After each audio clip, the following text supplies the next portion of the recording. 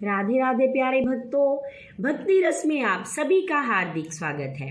प्यारे भक्तों, कल की कथा में हमने सुना कि कैसे शिव शंकर महाराज और जलंधर के बीच घोर संग्राम हुआ। तो आज का 18वां अध्याय है। इसकी कथा में हम पान करते हैं कि युद्ध में और आगे क्या हुआ। अब रौद्र रूप महाप्रभु शंकर नंदी पर चढ़कर युद्ध भूमि में आए। उनको आया देखकर उनके पराजित गण फिर से लौट आए और सिंहनाद करते हुए आयुधों से दैत्य पर प्रहार करने लगे। भीषण रूपधारी रुद्र को देख दैत्य भागने लगे। तब जलंधर ने हजारों बाण छोड़े शंकर जी की ओर और शंकर जी की ओर दौड़ा। उसके शुंभ निशुंभ आदि वीर भी शंकर जी की ओर दौड़ने लगे। इतने में शंकर जी ने जलंधर के सब बाण जालों की तरह काट दिए और अपने अन्य बाणों की आंधी से दैत्य को अपने परसे से मार डाला। खड़गौरमा नामक दैत्य को अपने परसे से मार डाला। बलाहक का सर काट दिया। घसमर भी मारा गया और शिवगण चिशी ने प्रचंड नामक दैत्य का सर भी काट डाला। किसी को शिवजी के बैल ने मारा और कई उनके बाणों द्वारा मारे गए। यह देख जलंधर अपने शुभादि दैत्यों को धिक्कारने लगा और भयभीतों को धैर्य देने लगा। पर किसी प्रकार भी उसके जो दैत्य भय से ग्रस्त हो गए थे ना माने और युद्ध में आने के लिए तैयार नहीं थे। जब दैत्य सेना पलायन आरंभ कर दिया गया तब महाक्रुद्ध जलंधर ने शिवजी को ललकारा और 70 बाण मारकर शिवजी को दग्ध करने की कोशिश की। शिवजी उसके बाणों को काटते रहे, यहाँ तक कि उन्होंने जलंधर की ध्वजा, छत्र और धनुष को भी काट डाला। फिर 7 बाण से उसके शरीर में तीव्र आघात पहुंचाया। धनुष के कट जाने से जलंधर ने गदा उठाई।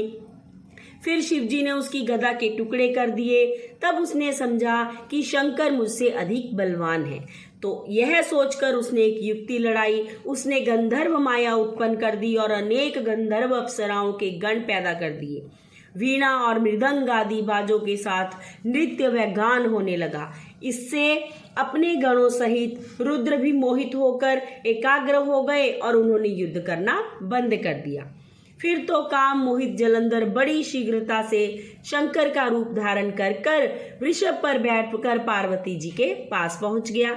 उधर जब पार्वती माता ने देखा कि मेरे पति देव आए हैं तो उन्होंने अपनी सखियों को छोड़कर वह शिव जी की ओर बढ़ने लगी। उधर क्या देखा कि जलंधर कामातुर हो गया और उसका वीर्यपात हो गया। उसके पवन से वह जड़ भी हो गया। गौरी ने उसे दानव समझा और तुरंत अंतर ध्यान हो गई।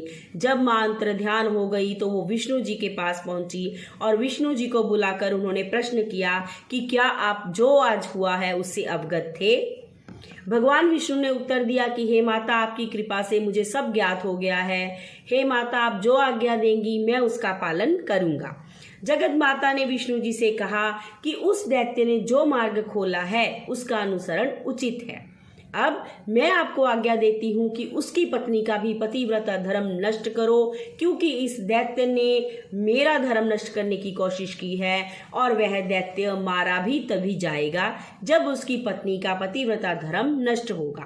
पार्वती जी की आज्ञा पाते ही विष्णु जी उसको शिरोधार्य कर छल करने के लिए जलंधर नगर की ओर चले गए। तो भक्तों, ये थी आज की कथा। अब कल हमें जलंधर की पत्नी और भगवान विष्णु का संवाद प्राप्त होगा अगली कथा में। तब तक के लिए राधे राधे।